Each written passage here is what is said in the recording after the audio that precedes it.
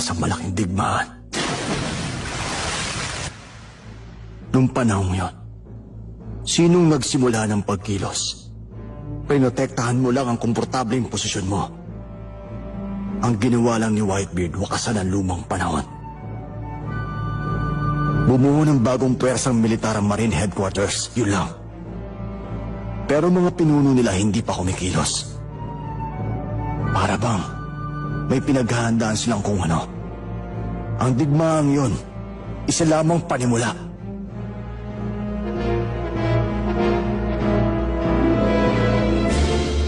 Tanda ko, palagi mo sinasabi noon, may di mapipigilang alon na paparating.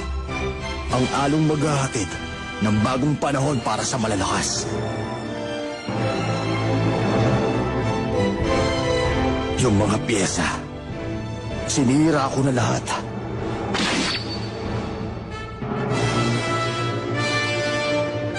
Ngayon, kahit sino, hindi na pwedeng umatras.